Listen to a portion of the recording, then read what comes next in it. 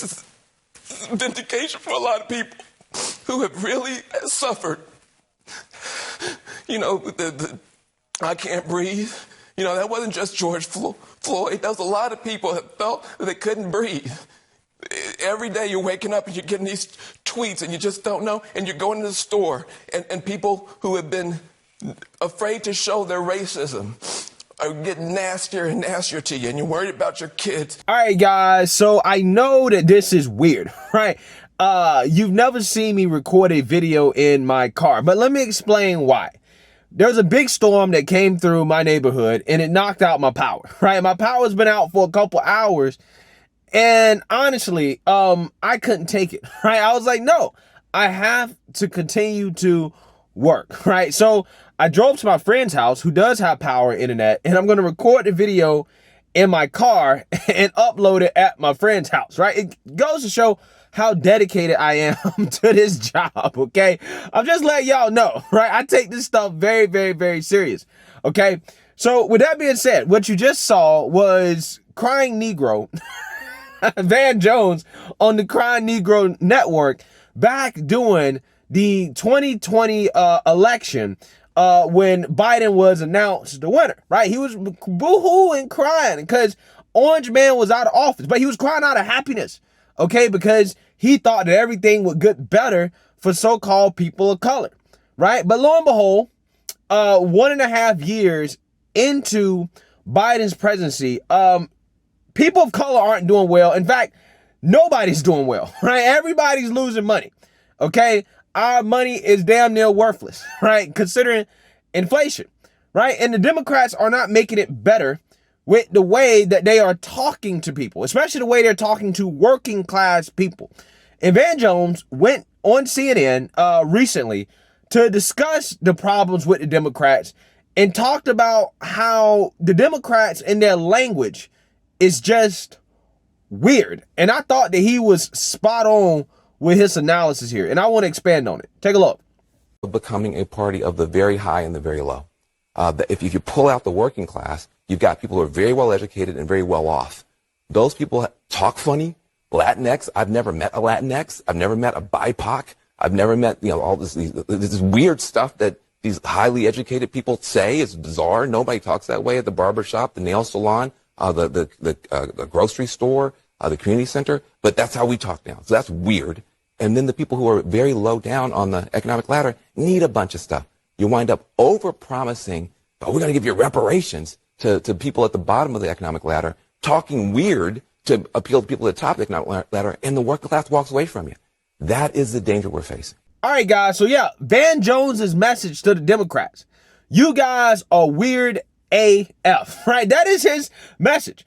And you know that the party has went off the rails when you've lost the crying black Marxists, right? Okay, the same guy that got one of his friends pregnant because they believe in co-parenting, aka woke parenting. Okay, he's not actually dating a woman. He's not actually in a relationship with a woman. He was just, oh no, let's just have a child together because we want to co-parent, right? I want another kid, you want a kid. Let's just co-parent. Okay, which I think the real story is that he didn't want to pull out, right? He didn't want to pull out, or his pullout game is weak. He just don't want to tell us, right? But, hey, I get it. I understand, Van, right? I would have pulled out, but I understand why you made the decision that you made. I'm just saying, when you've lost that guy, your party has went too far, because the way the Democrats talk to people is not just, the Latinx thing, the BIPOC thing, because Van Jones is spot on about that, right? Like, as a black person, I've never called myself a BIPOC. I don't know what a BIPOC is. Okay, I don't know all these woke terminologies. Okay, Latinos don't call themselves Latinx, right? Their language is gendered for a reason, right? They believe in that stuff. Okay, so you can't try to talk to working class people who can't relate to this stuff, who don't give a damn about this stuff. You can't talk to them like that, especially when the economy is the way it is. And guys, this is gonna get worse. I'm telling you. This is the beginning. The feds are raising interest rates, right? Which is going to hurt people in the market. Okay, people's 401ks are going to continue to decline, especially if you're not thoroughly diversified. There are going to be more shortages, right? There are going to be shortages on fertilizer, which means there are going to be shortages on food. You know, again, if you listen to farmers, man, farmers are telling us there are going to be more shortages, right? There's going to be more pain. When you say there's going to be food shortages, are we talking about things like what we see from Venezuela or from Cuba or from Russia, where if you go to the grocery store, is it that they're out of Honey Nut Cheerios or are they out of all cereal? Well, most people don't know. Corn, for instance, is in corn flakes and corn syrup. Soybeans are in all sorts of products that wind up in your local grocery stores. So when you don't have enough corn, when you don't have enough wheat, when you don't have enough soybeans, those things, those major items that we need to make all of these other products are not going to be in your local grocery stores like we've been used to.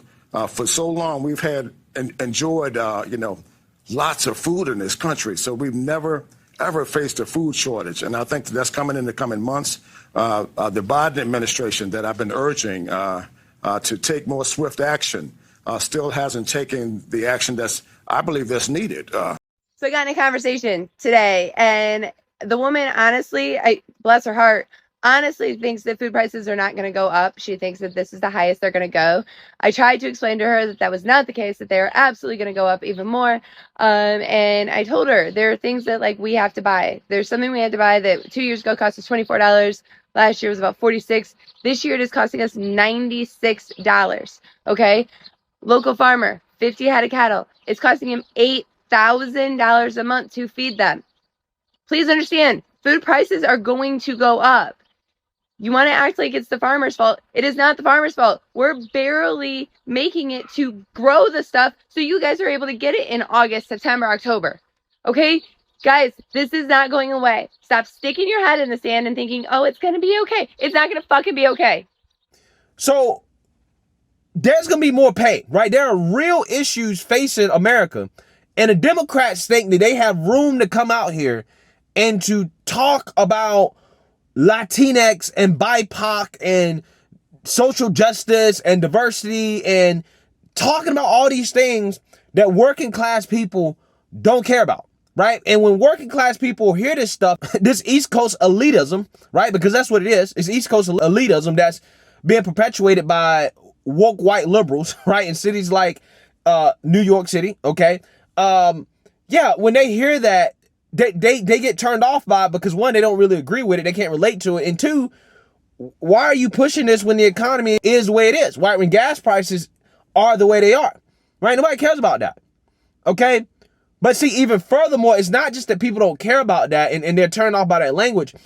The Democrats, again, like Van Jones basically said, they're just weird.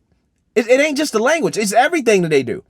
Think about the things that the Democrats have embraced, right? They've embraced teachers being able to talk to children about sex and gender. That is weird, right? Most Americans agree with Ron DeSantis's parental rights and education bill, what the left dubbed the Don't Say Gay bill. You know why they agree with that? Because they know that grown adults talking to kids about sex is weird, right? But Democrats are like, no, we agree with that. And if you don't agree with it, then you're a homophobe. Again, think about how the average working class American is going to view that. First of all, you're already talking about stuff like this when the economy is messed up. But the fact that you're embracing that, something that most people disagree with, they just find to be weird, that makes it even worse. These people actively are for 5-year-olds transitioning their sex, right? Chemistry castrating themselves, and in some cases, physically castrating themselves. That is weird, right? That is extremely weird, okay? The Democrats are for little kids being able to go to drag shows, okay? Nancy Pelosi has come out here and endorsed it, gave it full-throated endorsement. She appeared on RuPaul's drag queen show, okay? That is weird. Again, she's doing this while we're in the middle of an economic crisis, a border crisis, a crime crisis. That is weird, right? The Democrat Party has become the party of weirdos, right? That's essentially what Van Jones is saying. And again, when you've lost that guy, you know you've lost America. And when the economy is as bad as it is, you don't have room to be focusing on the weird stuff, okay? Now, if the economy was good, they probably get away with it. Because it's not like the Democrats have just become weird. They've always been weird, right? They've always been weirdos. But when the economy is bad and you're trying to embrace the extremes of your party, the weirdos of your party, to the point where you're making that a part of the party platform, yeah, you've gone off the rails. You've lost people, right? You've lost people, okay? There's a reason why the left is freaking out over Libs of TikTok, which is just a Twitter account that reposts the weirdness of the left, right? Again, the reason why is because Libs of TikTok has exposed the Democrats for how weird they actually are, right? They've exposed the Democrats and have let America know that, you know, the people driving the agenda of the Democrat Party, the people they agree with the most, are blue-haired weirdos, right?